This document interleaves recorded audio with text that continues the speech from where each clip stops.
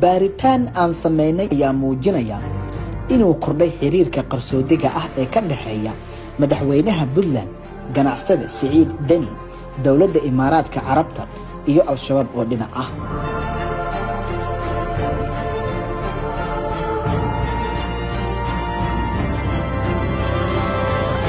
ganacsade Siciid Cabdullaahi Deni oo sanadkii 1966 ku dhashay magaalada Muqdisho ayaa siyaasadda Soomaaliya ku soo biiray sanadkii 2002.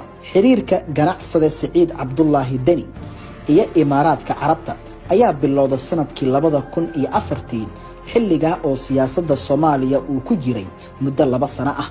Siciid Cabdullaahi Deni ayaa sanadkii 2006 u istaagay in dowladda Imaaraadka uu kala shaqeeyo sida Soomaaliya lagu soo gelin lahaa badeecada dhacday, hubka sharci darrada ah iyo kiimikada laga sameeyo walxaha qarxa kuwa oo loo kala geyn jiray gobolada dalka.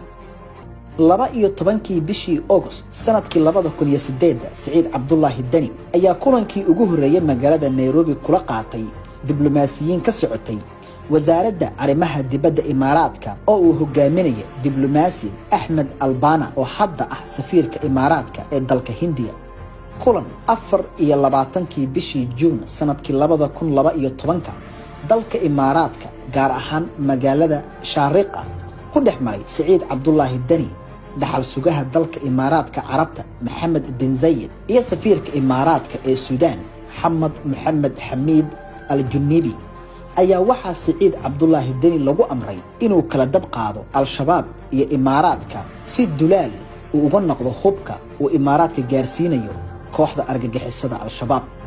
17 bishii December sanadkii 2015 Siciid Cabdullaahi Deni oo gudanaya howlihiisa ayaa al-shabaab gaarsiiyay 2 doon oo waday hub, raashin iyo agab ciidan oo ka imaaday Imaaraadka. 11 bishii May sanadkii 2016 Deni ayaa wafdi ka socday dalka Imaaraadka gudaha garoonka Garowe uga gudoomay dhaqaale dhan $1 milyan taasoo lagu maareynayay ganacsigiisa iyo al-shabaab. waxaana jira shidaal uu xilligaasi u raray kooxda al-shabaab si ay ugu maareeyaan baahiyahooda. 23 bishii April sanadkii 2017 Siciid Cabdullaahi Deni oo kaashanaya ganacsato ku dhow ayaa al-shabaab gaarsiiyay 1 doon oo waday hub ka koobnaa noocyada BM-ka, AK-47, BKM iyo risaas.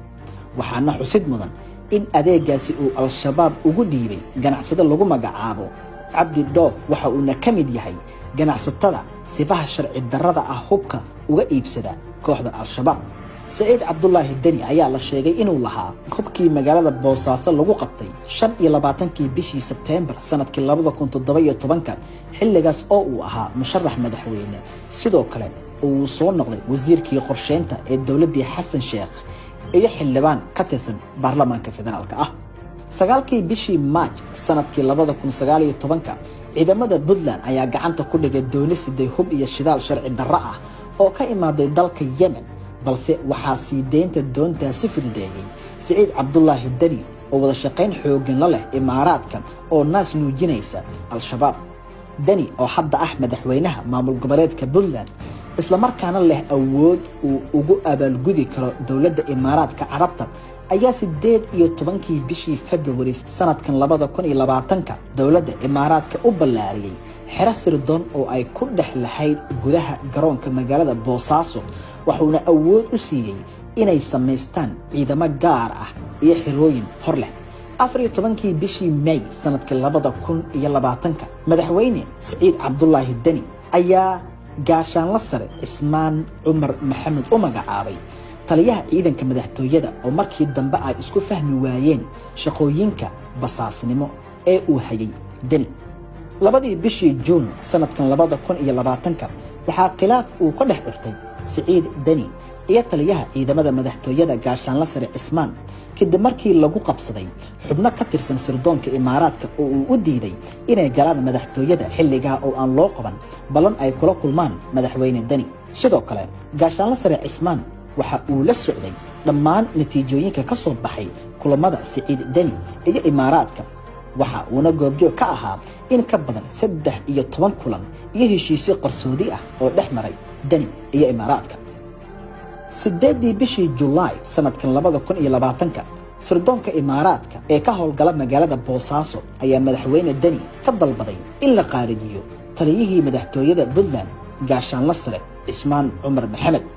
9 bishii August sanadkan 2020 iyadoo la fulinayo amarka qaarijinta gaashaanle sare Cismaan Cumar Maxamed ayaa waxaa loo diray howlgal qaas ahaa oo ka dhacay warshada kabista ee magaalada Gaalkacyo, iyadoo inta uu socday howlgalka la toogtay taliyihii hore ee madaxtooyada Puntland gaashaanle sare Cismaan Cumar Maxamed oo sababsaday macluumaad badan oo uu ka hayay xiriirka Imaaraadka iyo Siciid Cabdullaahi Deni.